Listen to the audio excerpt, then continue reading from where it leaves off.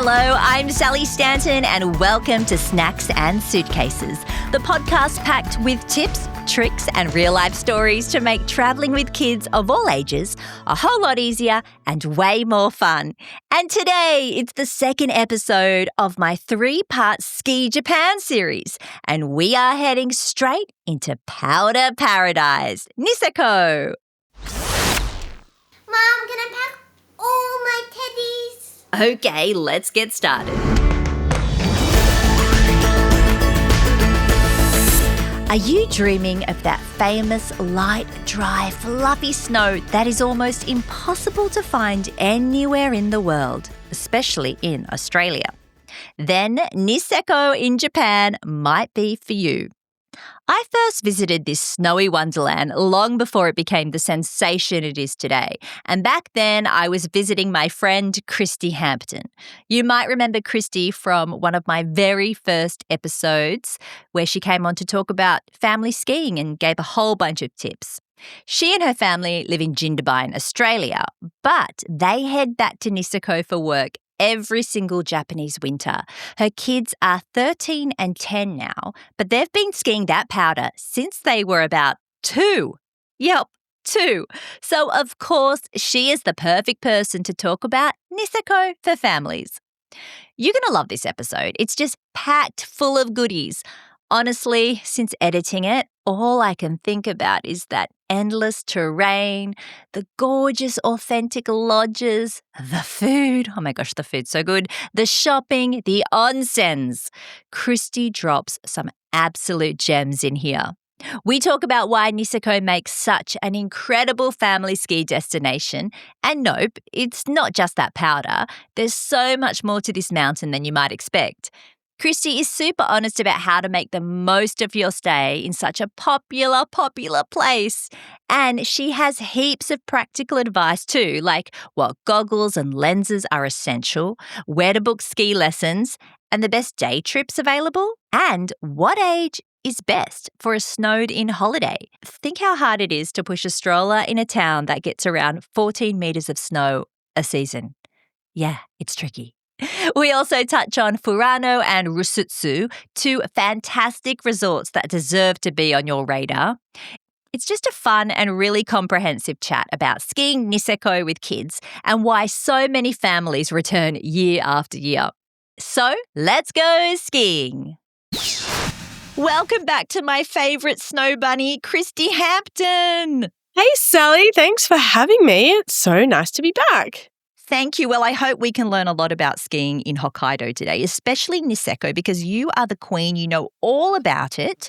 But just briefly, why do you think Japan is so popular to ski, especially for us Australians? I mean, I know the answer, but enlighten us. I think everybody knows by now that the snow is incredible. It is famous for that very light, dry powder snow, which, look, we had a little bit of that here in Australia this winter, so that was great. I know, what happened there? It was cold and it snowed. It just did all the right things. We were very lucky. But look, in Niseko in particular, you get that light, dry powder en masse. And I think Aussies just, they crave it. They want it. And it's close. What do we do? An overnight flight, like a 9-hour flight, Sydney to Tokyo, and then hour and a bit to Sapporo, and then a couple of hours drive. You can, and we have actually skied, like left Australia and gone, skiing the next day. No way. So you don't have to worry about the time difference, which means no jet lag. And Niseko isn't at altitude. So for people who have skied a lot in North America, where the resorts are so high, you can sometimes suffer some issues from the altitude. Altitude sickness. I've never experienced that. I have, actually, in America. Really? Whereabouts? What resort was that? Alta. And it's very, very high. I can't remember exactly how high. A lot higher than Mount Kosciuszko, for example. That's just a hill to American. And I've skied in Breckenridge, and I didn't get sick there, but I felt very out of breath and tired. Okay. So you don't have to deal with any of that in Niseko. And not having jet lag and having amazing snow and great food, it just adds up to a really good, fun, easy amazing holiday for Australians and anyone really. Yeah. Yeah. And not to mention the dollar's pretty good right now, the yen for us. Yes, absolutely. Mm. So, yeah, it's a bit cheaper than some of the North America or Europe still. Even though I know things are getting more expensive, it's still a cheaper ski holiday. Also, going back to the flights, I believe in our summer they start doing a direct flight, don't they, to Sapporo from Sydney. Yes, that's absolutely right. That didn't work out for us this year, but definitely when you're booking your flights, keep an eye out for that because that would be a very fast way to get there. Yeah, and I think it's Qantas. I'm not 100% sure. Might be some other airlines as well. We generally do the Qantas night flight with the kids, but I know a lot of people will fly through Hong Kong or they'll fly through Korea. Like there are a lot of ways to get there. And why do you think Hokkaido is a better place to ski over Honshu, or do you think that? Both are fantastic. And the way I generally explain it to people is that Niseko is going to be your better guarantee for that powder snow that we were talking about, that light, dry, consistent powder. The way the weather systems work over there, it's like clockwork, like it's really regular. And I think that is the real draw card with the area. Honshu is still fantastic. And I mean, it's closer to Tokyo, so you're probably going to get there even faster. It just isn't quite as consistent with the snowfall. So it's a bit more hit and miss on that front. So that's sort of, if you are going for that powder snow and you've only got a week or like 10 days, then I just think Niseko is your best bet. Yeah. What's a good season? No, what's a bad season for them? Do they add up their snowfall like we do here? It's not as kind of regulated as it is in Australia. Probably because they just know they'll have plenty of snow for skiing. Well, I think so. But they get between 10 and 14 metres of snow a year. 2 meters is good for us, isn't it? That's like epic for us.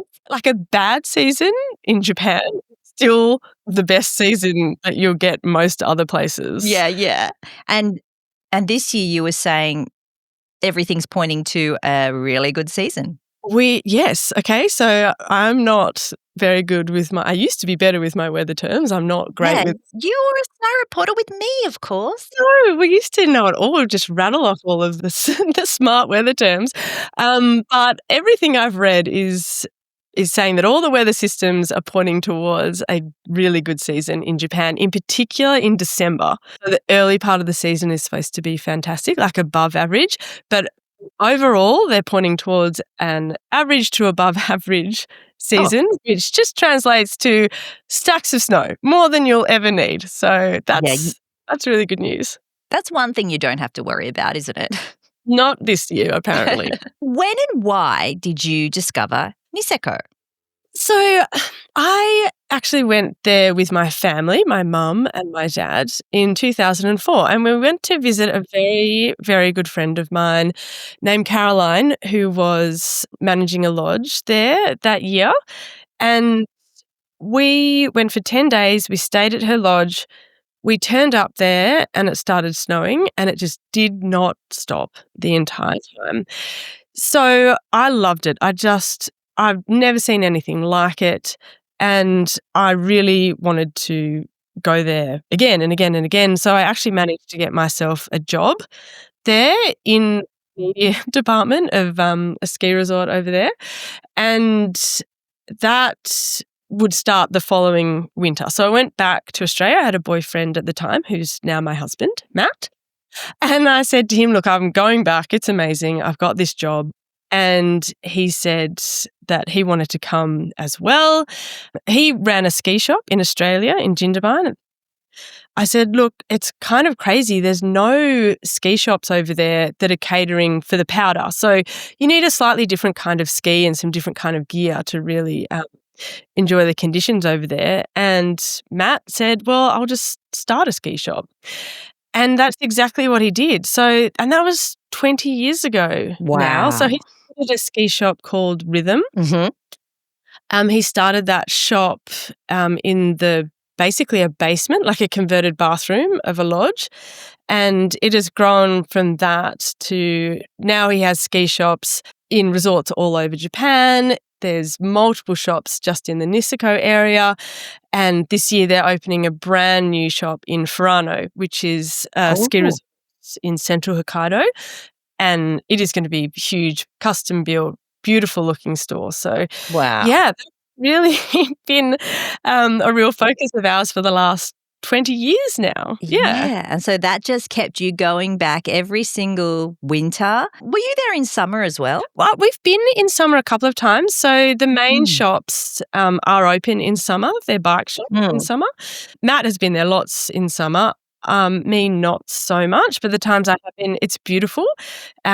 It's crazy to see how different it is. Like, it is just green and lush, like a completely different environment.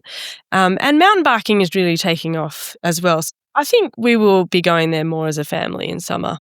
And of course, your kids have skied there pretty much every summer, I should say, of their lives. Basically. Oh, bar COVID. Yeah, totally. Yeah. So both of them went for the first time. So they are now 10 and 12. And we took them over for the first time when they were 4 months. And then they both started skiing over there when they were 2. So they have skied a lot in Japan and they love it, which is great. It's like their second backyard. Yes, basically. Aren't they lucky? Oh, so lucky. I think everyone's jealous of that.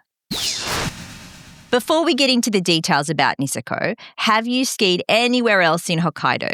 And you mentioned Furano before. Is that good for families with kids and beginners? I first went to Furano years ago, and it was really only just like emerging, I guess, as an international ski resort. Super popular with locals. I have not been there since then. I know, like, for actual terrain, definitely fantastic for everybody.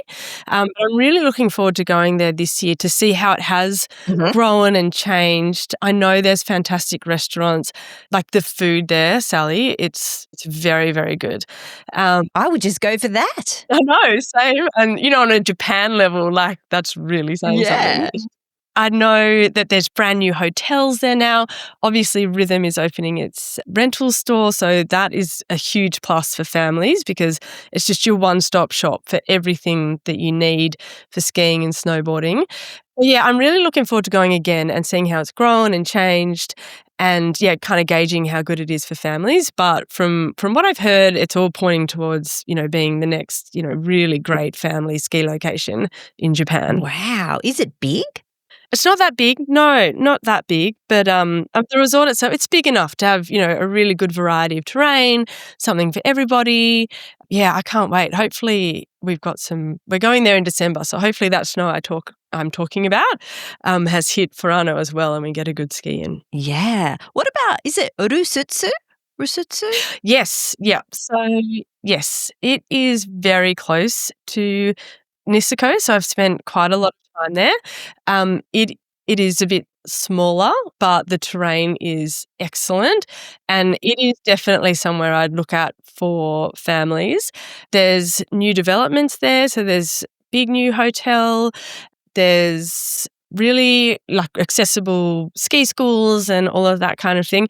It's more the kind of place that you'd go to and you stay in your hotel. In Japan, that sort of a particular style of ski holiday is hotel is a destination hotel. So everything you need is there, which makes it super easy for families. Okay. So yeah, and it's like the skiing there is just next level. It is that good. It's got some good beginner runs. It's got great beginner runs. It's got great tree runs. Fresh powder, it's a bit quieter, so you're more likely to get a lot of really good snow inbound. You don't have to work too hard for your turns. Yeah, we love it. We go there from Niseko quite a bit to ski. Oh, how far is it? Or it's close? Oh, it's close. It's only 45 minutes drive. Oh, wow. Oh, so you could just do a day trip there. Yes, and lots of people do. Yeah, and I do recommend that if you're in Niseko, is going and doing it. at Rusutsu for sure. Are there any other resorts in Hokkaido you recommend? Kororo's a good one. And now that it's been taken over by Club Med, it's really great for families. They're probably my top few resorts to visit in Hokkaido. Teine is fantastic. They're closer to Sapporo. I don't know enough to really recommend if they're great for families. But, we are lucky. We're surrounded by really great resorts in Niseko. So you can kind of pick and choose, do days, different places if you want some variety or escape the crowds or whatever. So, spoiled for choice. Okay, well, let's focus on Niseko. Recently, it was voted the best ski area in Japan. Why do you think it takes out the top gong? Look, I don't know how those awards really work. There seems to be a lot of them getting around, but it definitely does win awards like that every year, and I'm absolutely sure it's for a very, very good reason. But I think for Niseko it's a great combination of everything. So the snow is fantastic, as we've discussed.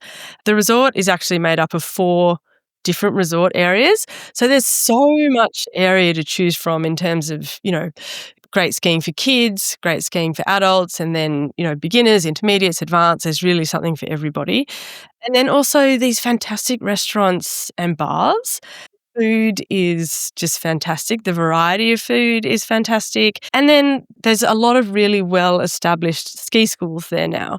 So I just feel like it offers something for everybody. So, it's appealing to a lot of different people, demographics, families, not families. It's got something for everyone. It has changed a lot since I went, it might have been 15, maybe more years ago. Yeah. I think the 4 areas that are joined now were owned by separate companies. Yes, and they still are. So, okay. Yes. But you can ski between them. Absolutely. So you can get a pass that covers all 4 resort areas. So Niseko actually refers to the area. But what's Niseko United then? That is the resort. So when you buy a pass for the 4 resort areas, that's the Niseko United pass that you're buying. And that gives you access to Grand Harafu, Hanazono, Niseko Village, and Annapuri. That's right. Yes. So the skiable area is massive. That's why I think, there's really is something for everybody. And then you've got the sort of easy access side country and back country as well. So it's the skiable terrain's almost endless, to be honest. I remember Hanazono being beautiful, lots of tree-lined trails, and I spent the whole day there. Is it still like that? Yes, definitely. In fact, Hanazono has really grown up a lot over the last sort of 10 or 15 years. It looks completely different, Sally, to what you would remember. Was that the one that had like one hotel, the Hilton? Was that Hanazono? So, no, that when you were there was probably called Higashiyama. Oh, okay. It's now called Niseko Village. Oh, okay. Yes, so things have changed, but Hanazono now has its own big hotel at the bottom of the resort. They've put in a gondola. There's really amazing terrain for beginners. It's probably one of the best beginner areas around. Oh my gosh. So one thing that hasn't really changed about Hanazono, though, is the snow quality and that tree skiing that you were remembering. It is just as good as it's ever been. And I love going over there because some of the best powder skiing or the best tree skiing is accessible by the lift at the base of the resort. So it's just so easy to get to. And like you said, you can just spend all day there if you want to. There's a great on-mountain restaurant at the bottom. I love it. It's great. Oh, I still have such vivid memories of skiing these runs. They're so beautiful. I've got photos of them as well. Nobody was there. It was just us on these tree-lined trails. We skied to the bottom. I remember getting like a vending machine order for lunch. Not the actual food in the vending machine, but you press the button. And then you take the ticket and we had the best udon. Oh, it was such a good day. And this is over 15 years ago. Yes. So it is getting busier, Sal. So a lot of people always say, or they are, is it too busy? Is it too busy? And I mean, in comparison to the kind of lift lines we're used to in Australia and North America, it's just another ski resort in that sense. Yeah. But I think what it does have going for it is just the sheer size and the skiable terrain. So you can escape the crowds. Yes. I know that bottom gondola can have a really long queue, but once you get up and spread out, it's actually quite serene. Yeah, it really is. And also, traveling outside of peak times. So I do say to people, if you can, go outside of school holidays, outside of Christmas, New Year and Chinese New Year and those really peak times, and then you're much more likely to have runs to yourself, but still the vending machine type restaurants, they're still there and the food is all still the same. So you just have to plan your day a little bit better. I try and have a late, ski until 1:30 or 2 and then have a late lunch. And then for me, that's enough skiing for the day. So you just plan your trip, plan your days, and you can avoid or escape the crowds, or just be mindful that you might be in the lift line for a while, but they come and go just like they do at other resorts. Yeah. How many lifts are there? Oh my goodness, I don't actually know. God, there's that many. There's that many. Do they still have that single chair right up the top? Yes, the pizza chair. They call with no seatbelt. Yeah, pizza box chair. Everyone that goes up there looks like a little parrot perched on the edge of a swing. But yes, that is absolutely still there. Ride it if you dare. I did it, but I don't know if my daughter would. I don't even know if my kids have, to be honest. Oh, and your kids are really brave. Yes, I think they might need to be a bit older. Maybe this season is the season for them to ride. Oh, you'll have to post a photo of that. Well, I don't know if I'll be able to look. Yeah. I'm more scared for them than I am for me, that's for sure. People do say Niseko has become quite bougie, quite expensive. It has? Is it like Aspen now? Well, I mean, they do call it the Aspen of Asia. And yeah, it's definitely fancy these days. Look, I don't mind it. I remember seeing last winter they had, just on social media, you were probably there, they had Louis Vuitton huts at the bottom, or pods at the bottom of the runs. That was an installation. You couldn't actually shop. It was like a very, very, very fancy yurt, like a huge banner or advertisement. Right, got it. There's definitely some fantastic people watching, very beautifully dressed, fancy skiers on the mountain. Yes, so it has. It's changed a lot in that regard. All the Aussie celebs go there, I've noticed. Yeah, yes, they do. Oh, yeah, the celeb spotting is great these days. Yeah, and part of the rhythm group, now there's a Montclair store, and that's a really beautiful place to shop. So, I definitely don't mind the fanciness. I love a nice cocktail at the end of the day and some good shopping. So that's just, you're speaking my language. But there are still some affordable places around? Yes, definitely. And I think it just all goes back to booking early and staying outside of those peak times. So, if I've got families that are friends that are going over, then you can share, there's so many places on Airbnb. And if you're happy to be a little bit outside of those real hubs, or if you're happy to stay in, say, Annapurna or Niseko Village that we spoke about, then, you can definitely still find cheaper accommodation options. My favourite sort of budget-friendly recommendation is a lodge that's over at Moiwa, which is actually outside of the Niseko United area, but only just. And the lodge, which is called Moiwa Lodge, they have these amazing family rooms. So the whole family can stay in one room. The lodge provides breakfast and dinner, and it's run by the most fantastic family. So you just feel like you're having a family holiday and you're being really well looked after, and they will actually shuttle you to wherever you want to go. So it's beautiful. There's Onsens nearby. Say the name again. Moiwa Lodge. Moiwa. Yes. That sounds so nice. You get a Yeah. more authentic Japanese experience as well. So, yeah, there's a little bar inside of the lodge, and they're just the friendliest, nicest people, and you'll meet other families, and I bet you the kids will be running around the lodge with these other kids, and yeah, it's just, so yeah, there's places like that. So you just need to look outside of the box a little bit, holiday outside of those peak times, and yeah, just do some research, I think, is the best thing to do. Easter's a great time too, isn't it? It's still, well, depending when Easter is, I guess, March, April? Yes. You still get snow then, don't you? March is a fantastic time to go over. I really recommend March, especially for a family. Generally, it's a bit sunnier. You know, those really massive storms have petered off. But still, I've been to March and had great powder days, and there really is no one there at that time. And accommodation is a lot cheaper. You can get great deals on accommodation and lift and lesson packages and things like that. So definitely look at March, especially if you've got younger kids that would probably appreciate some sunnier days. Yes, I appreciate sunnier days. We all do.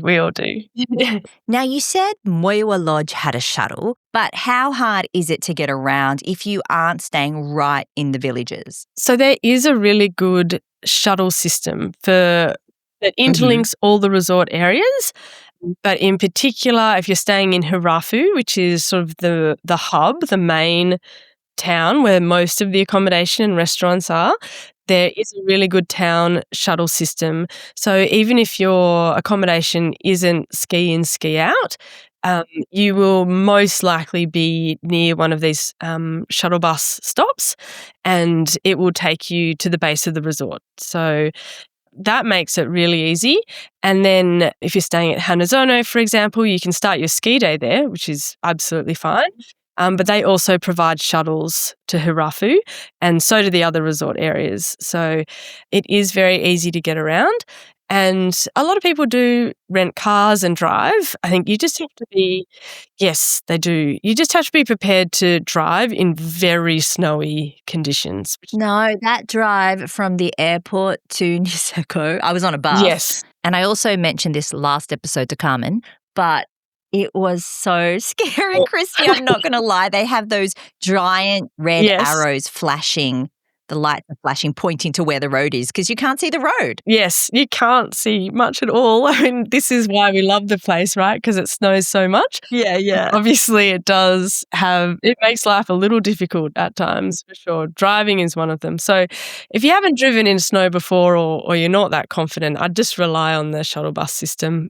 You'll be fine. What about for families who are coming with, say, the grandparents or non-skiers? Is there enough to do off snow? Yes, there is. I'm never going to stop talking about how good the restaurants are. We do have family friends that visit, and the wife is a skier, the husband is not, but he's a real foodie. Yeah. So he is in charge of booking restaurants, and he does a lot of cooking himself. So, if you're a foodie, then you're going to be in absolute heaven. And then the onsens are just, they're fantastic. Everyone, all ages, it's a real Japanese experience. For people that don't know what onsens are, they're Japanese bathing houses. You do have to go nude, which some people find, a confronting idea. But honestly, once you're there, it all feels very natural. Yeah, if you're not, you will be the odd one out and you'll feel it. Oh, absolutely. And yeah, I mean, you have to go nude. There's not really an option, is there? No, I don't. I think it's highly frowned upon wearing anything, which I think for Australians in particular is a confronting idea. But did you know that for me, so when I was a kid, because I'd go to Japan a lot with my mum, no problem, you just do it. But then when I went back by myself as a 16-year-old on a exchange, the first night with these group of girls, we had to go into an onsen together. 16-year-olds. You know how self-conscious we are. Yes. And, yeah. Even though I'd done it before with my mum, it was a totally different story. But we all just did it. And in the end, we're holding up these tiny little towels, modesty towels. Yeah. But that was our first night together. We really bonded. Oh, Sally, when I went over there the first time and I got the job that I mentioned to you, I went to the onsen and there was my boss. And then all of a sudden I was getting naked next to her. It's just, that's really uncomfortable. Was she Japanese though? you just said, no. But I mean, no one is actually looking. No. And if you are, that's weird. Yeah. So no one's really looking. You know, the pools themselves are very steamy and beautiful. You're just more concerned about how beautiful and relaxing the whole thing is. So 100%. yeah, there's nothing to worry about. And I mean, the kids love it. It's very beautiful. And in Niseko, and when I say Niseko, I'm referring to the area more so than the resort. There is a mixed onsen, which you'll know is pretty rare, right? In Japan. Sure is. But how does it work?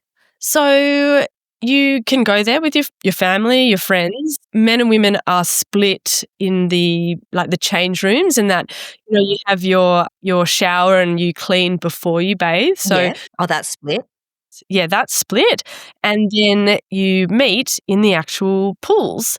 So the way you sort of preserve your modesty is women wear like a Japanese onsen dress. I've never heard of this. Yes, I know. It's really unusual, even in Japan. So you wear your onsen dress and the men wear onsen shorts. That's funny. And they give it to you there. You rent them or something. Yes, they won't let you wear your own. You can only wear the ones provided. What do they look like? Oh, I'm Googling it now. I don't know if this is what they're like in other places in Japan, but the ones that they have, it's called the Grand Hotel. They look like they've been made by someone's nana. Like they're just made, it's just fabric that you'd buy at a fabric store, and they've been sewn into these really unflattering dresses with kind of an elastic waist, like sort of a boob tube. Yeah, I'm looking at one now. There's a picture, onsen etiquette, and it's like a pink, strapless dress. Yeah, they're not. And the men's ones are just like big kind of oversized shorts with an elastic waist. Oh my God, I love Japan. I know, it's the best. But it's kind of the only chance you'll have to, onsen with your whole family. What about the private family onsens? I've been to a couple of those in Japan. That's true. You can. Yeah, there's a couple of places there you can book private zen. And we did do that when the kids were really little so that we could all go together. Oh, there you go. So is there only one of these mixed onsen places in Niseko? Yeah. Yes. I bet it gets busy. It does, actually. But it's a little bit out of town and not that many people know about it, although I guess they do now. They do now. It's actually a beautiful onsen. Like, they're not all – I mean, they are all beautiful. Some are more beautiful than others. This is right up there. It's beautiful. So it does get busy, but people have to make a real effort to get there. So it's probably not as busy as some of the ones that are in town and things like that. A lot of the hotels have an onsen, don't they?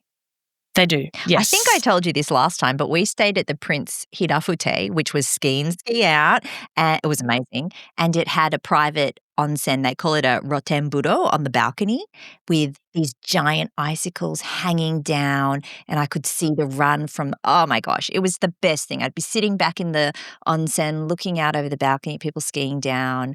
I'd yell out, Phil, I'm up here. Just relaxing. It was so good. I hope it's still there. Yes, it is, and you can still go to that onsen. It probably costs, 1,000 times more. So most onsens, if they're outside of the hotel, they're made for the community, but some of the ones in hotels are expensive, and that one that you've mentioned is probably the most expensive, actually. Oh, wow. But things have changed. And what else is there to do apart from onsen, good food? I mean, I'd be happy with that. Oh, and karaoke. Oh, karaoke. Which is, of course, my favourite pastime. Yes, absolutely, karaoke. There's a great karaoke place in Kuchan, which is... A little town, yeah. Yes, about 15 minutes from Niseko. So you can have your karaoke experience there. And that's also great for all ages. I've taken my parents to karaoke and they love it. Oh, and the kids? And the kids, yes. Yeah. Oh, awesome. Day trips to either other ski resorts or nearby cities. So Sapporo, which we spoke about before. Yeah, I did a day trip to Sapporo. I forgot about that. And you can catch a train, you can catch a bus, or you can drive if you have a car, but again, only if you really want to. Sapporo is fantastic. I love it. It's a lot of fun. It's like a mini Tokyo. Do you know what? When I went, it was so cold that we pretty much spent the whole day underground. Oh, yes. Because they have all those underground Yes, malls. they do. It was just too cold to go up. And you can spend the whole day down there. Mhm. Like you get lost, not in a scary way. In a good way. In a good way. Yes, and now there's new malls, like these big buildings that are just one huge mall. Oh, there's one, Sally, it's pretty new. We only just discovered it last year. There's an aquarium on the top. Oh. The aquarium has penguins. What? Yes. Go shopping, you can eat your lunch and then take the kids to the aquarium to see penguins. On the top level? Yeah. Oh, awesome. It sounds a bit like Dubai Mall. They have the aquarium, they have an indoor ski slope, and they have ice skating. Yes. Yeah, there's everything. But they like over there that everything is so convenient, so kind of one-stop shopping like that is really popular. And they have don't they have a big ice sculpture festival? Yes, that is in February and it's amazing. Yeah, this park in Sapporo they use it just to build all these incredible ice sculptures. And I mean, to be honest, when I first heard about it, I was like, ice sculptures, I don't know, really, is it that great? But it blew my mind. Like, they're incredibly impressive. And that's been happening for years. Yes. I remember hearing about it when I was a little kid. Yes. Yeah, it's really famous. I would just say it is freezing. So Yeah, I bet. Like I've never been that cold, to be honest. Like, because when you're skiing, you're moving all the time. So you do get cold, but you warm up again. No, you want to have thermals, your warmest layers and a big jacket and gloves and a beanie. Definitely. I never forget, because we were in Sapporo and it was so cold, we spent the whole time underground. But I do remember walking up to the top just to have a look, and we were like frozen. But there was one girl there and she had the shortest skirt on that I've ever seen, with like just socks. I thought, wow, she had like a big jumper on, but a tiny we're not, I guess they're more used to it than we are, maybe. We're just not that conditioned to that level of cold. Fashion is pain, Christie. Fashion is, yes, they take it very seriously. Would freeze, but anyway. Now, I just want to go backwards a little bit and talk about ski school for kids. Okay. I heard that in Niseko, you need to book a third-party ski school. Is that correct, or am I hearing it wrong? No, it is. It's, yes, technically, yep. It's not like a barrier or a drama or anything. It's just that I think in Australia, we're all so used to, and North America, I'm pretty sure, the ski resorts own the ski schools. And that's that's all you've got to choose from. Japan is a little bit more like Europe, from my understanding. So a third party can have a ski school in Japan. To be registered with the resort, there's checks and balances that have to be adhered to. But it just means that there's a lot of different ski schools to choose from, as well as the ones that are owned by the resort. So, for example, Rhythm is a ski school attached to it called Rhythm Rides. Oh, great. Rhythm Rides. Rhythm Rides. So Rhythm started that ski school a few years ago, and it has grown and grown, and it's fantastic. And the only advantage that the resort-owned ski schools have is that they get the lift priority. Yes, which is definitely good in some regards, but then, these other ski schools have got fantastic instructors and, a lot of other advantages as well. And so what kind of lessons can you get at Rhythm? So Rhythm Rides does take any level of skier. It does more private lessons and guides, so it's fantastic. Just say you go and you've got a few families and there's a few kids that all want to learn together, then you book an instructor for those kids. Once the kids get a little bit older, they have they're kind of like camps. So it's like a 5-day, not camp as in like you're out camping. Yeah. It's sort of 5 days or more that you ski with the same group and you have the same instructor. And so you get put into a group that is your level and you all ski together all week or for 2 weeks. And yeah, that's a really fun way for the kids to meet other kids, all progress at the same level and kind of bond with your instructor. Which I love for my kids because I just love them having that connection with other kids and having a connection with their instructor. So that's really fun. But there's definitely, like I said, there's lots of different ski schools that cater to all sorts of different needs for different families. So yeah, lots to choose from. Do they have baby daycare on snow or a babysitting service? They do. There's daycare on snow. Hanazono that we were speaking about before, they offer daycare and I think there's some other ones. My kids definitely did it when they were really little. So, and it's so cute and they generally, they just keep them inside and warm and occupied. But for the slightly older ones or the ones that want to, they can go outside for a little bit and build snowmen and, play in the snow and then come back inside and get super warm all over again. Babysitting services, yes. Generally, for us, we've sort of used babysitters from our ski shop or the ski school. I know there are formalised services as well.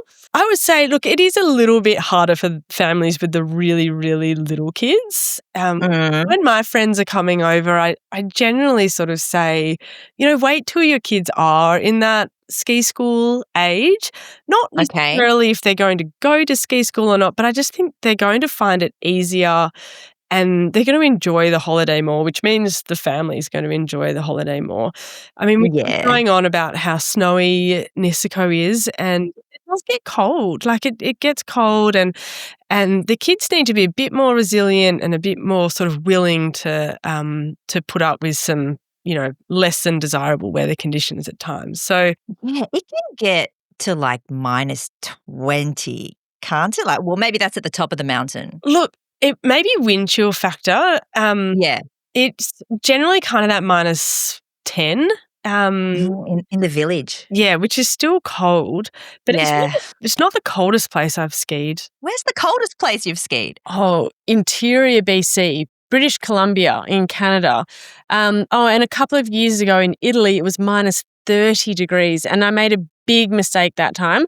I didn't have my kids dressed properly and my little boy got really cold. So, yeah, I learned a big lesson and I learned that because in Niseko, it's only around -10, which is really doable. And the reason it doesn't get as cold as these other resorts I'm talking about is because the sun doesn't come out. So it's constantly clouded, which means the heat is actually contained, trapped. So whereas resorts like in British Columbia in Canada or places in Europe that are very, very high up, remember too, Niseko is not that high up, they have these really clear, cloudless days and nights, and that just allows it to get absolutely freezing cold. So while you are battling the elements to some degree, it's not that level of cold. So the big question, Christie, and I asked this to Carmen last week, do Uniqlo thermals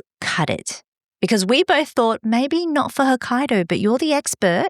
Uniqlo is just incredible. I mean, we have, obviously, we sell a lot of different kinds of base layers and things. Oh, yeah, of course. But, if all you've got is your Uniqlo base layers, I think you'll be fine. Yeah, they do like the extreme warm ones. Yes. I think extra warm, I should say. Extra warm, yeah. But yeah, you do want to be mindful of how you're dressing and how you're dressing the kids. Yeah, they will feel the cold. Although, as we know, kids are crazy resilient and sometimes when the adults are freezing, the kids are still rolling around in the snow. Yes. Yeah, that's normally the case. Like I said, that little bit older. The other thing is you can't push a pram around the streets. Yes. Yeah, but, that's just how it is. But I mean, how's that? Like there's so much snow that there's very limited footpaths. So you're always walking on snow. That means you've got to have really good snowshoes. You have to have good snowshoes. Absolutely. Yeah. Sneakers aren't going to cut it. yeah, either get them before you go or buy them when you get there, but just make sure you Go to Rhythm. Go to Rhythm. They've got everything you need there. Yeah, there really is. And you can rent all your gear from Rhythm as well, can't you? Ski gears ahead of time before you get there. Oh, yes. And I recommend you do that too. Everything ahead of time, everything. Yeah, even book your restaurants, jump online. They've all got online booking systems. So just remember you can't rent like gloves or base layers or goggles. Yeah. goggles. People, first timers forget about the goggles. You have to, I would not be wearing sunglasses. Do not try sunglasses in Niseko. No, won't cut it. No. Definitely goggles, and they need to be a decent pair as well, because like that stuff from Aldi, that's not going to cut it. I should have asked that because Yeah. there's so many people asking, how good is the Aldi gear? Can I take that to Japan? No. Christie says no. Christie says no. I used to think maybe because Aldi's German and, it gets cold in Germany. That's true. Maybe if you buy it in Germany at the German Aldi, I don't know. That's true. Not all goggles are made the same, that's for sure. So worth spending a little bit on, and they last forever. Like you'll have them for, God, your ski trips for ages to come. So it's worth investing in something decent. Yeah, I only recently replaced my Oakley goggles that I had since we worked together in Perisher, 2004 or something. Yeah, they are such good quality goggles. I don't ski in the exact ones that I had when we were at Perisher, but I still ski in Oakley goggles all the time. Yeah. Yeah, I replaced them with another pair of Oakleys. I've got a few pairs, to be honest. But Well, you've got to have different colours to match your outfits. Well, of course, there's that. But what if you're smart with your money and don't waste it like I do, and you only want to buy one pair? That's a really good question. So in Japan, because of all of this snow, it's the light is called, it's low light. They're low light conditions. So you need a low light lens. So those lenses generally have kind of an orange or a pinkish tinge to them. They're easier to see through, but also that orange or pink or yellow sort of tinge or tint will help you pick up bumps in the snow. So sort of differences in the terrain, it sort of helps you see what's coming, what's ahead. And yeah, those really mirrored dark lenses, not recommended for Japan. They'll just make it really hard to see. But a lot of goggle companies, they either come with two lenses or you can buy a second lens. So you've got a couple of options. Yeah, the mirrored ones look good, but they're not great in low light. Not so great in low light, yeah. No. They're good for the sunny spring days here in Australia. Oh, yeah, definitely. Perfect. I don't know why, but I have a memory of you driving in your mirrored goggles. Did you used to do that? Oh, my God. Probably.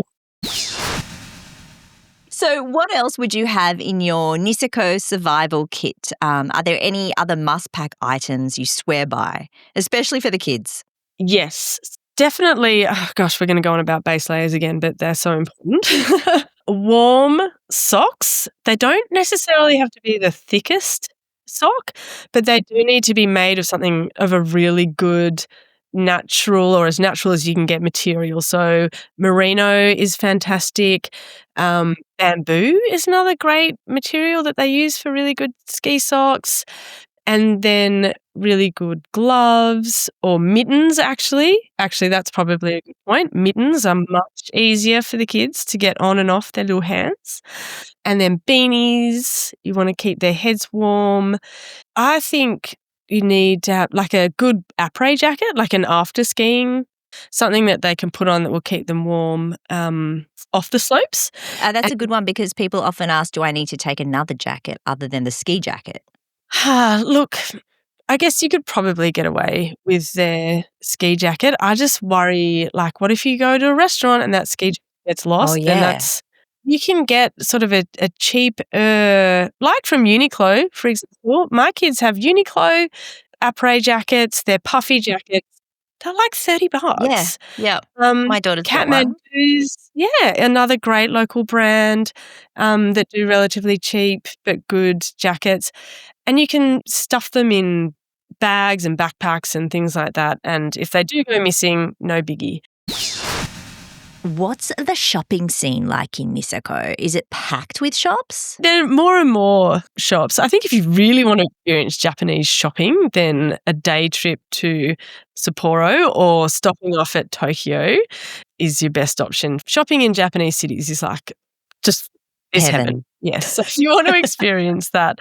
In the resort, it's ski and snowboard clothing is probably what you'll be most able to find. Yeah. Is there a good supermarket or is it all alpine prices like in most resorts? No, there's Konbini, which oh yeah, of course. the convenience stores, which are the best. There's 3 or 4 of those, Seiko Mart, 7-Eleven, Lawson, but the actual supermarkets are located in Kuchan, which is about 15 minutes drive, or there's a bus that will take you directly to a supermarket called Max Value, which I definitely recommend, even if you don't need to really buy anything. Japanese supermarkets are the best. Yeah. So, yeah, I mean, that's a fun day trip as well, the supermarket. I know. I love supermarkets. Actually, everywhere in the world I visit the local supermarket. I always have. They're great. So, yeah, you can get everything that you need. I do say to people like that have little babies, if you are bringing a little baby, bring your own formula and nappies. I haven't met a Japanese nappy that can deal with an Australian baby's really explosions. Yeah. Wow. It might be a diet. If I had to, because we were there for so long, I'd get some shipped off Amazon. Yeah. And then formula. I mean, your Japanese is way better than mine.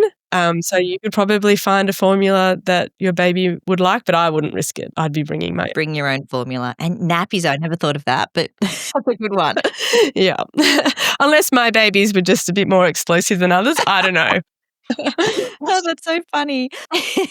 All right. Well, do you remember last time you did the Fast 5? Yes. But this time, I've changed the questions to make them more about Japan and Niseko. So we'll try and rattle them off really quickly. Okay.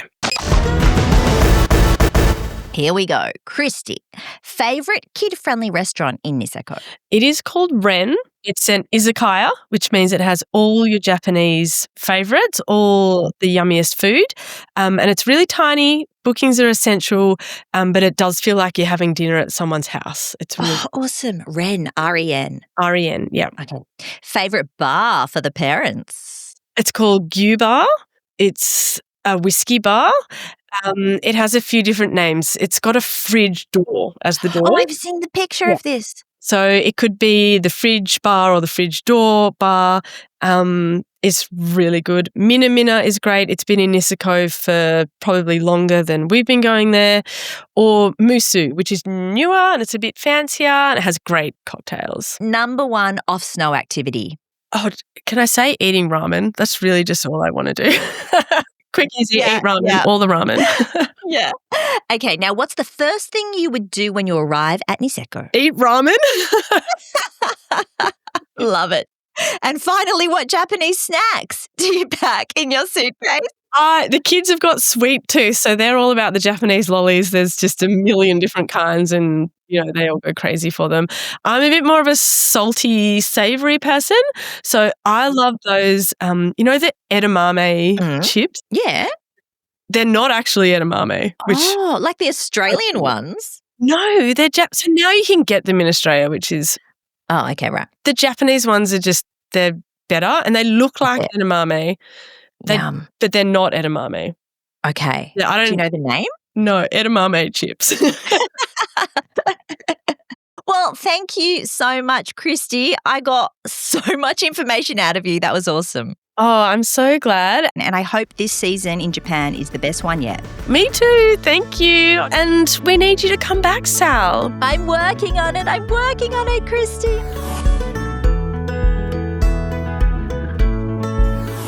Oh, nothing beats skiing those tree-lined trails in Niseko. Then, stopping in for a steaming bowl of miso ramen halfway down the mountain and then easing your aching muscles every evening in a relaxing onsen. And followed by a karaoke session, of course, with all the family. Now that's my dream day. Don't forget, now is the time to research and book next year's ski trip to Niseko. Try for one of those authentic lodges Christie was talking about, or go in the off-season. Book your restaurants at least 1 month out and get the kids warm clothing. And it's a yes to Uniqlo and a no to Aldi. That was Christie's advice. Now, next week is my final Ski Japan episode and final episode of the year. We'll hear from Michelle Davies, the GM of Club Med Pacific, back to talk about Club Med Hokkaido. And let me tell you, they look and sound very inviting. I mean, they take the hassle out of everything. Plus, sticking with the theme, we're sharing some favourite spots for a very merry white Christmas, because that's what I'm dreaming of right now. Thank you so much for listening. I'll include all the information Christie mentioned in the show notes, all those bars, the mixed onsen, the lodges. And if you like this episode, send it to your friends, leave a review, and subscribe to Snacks and Suitcases. But until next time, my last episode for the year, happy travels. And don't forget the snacks.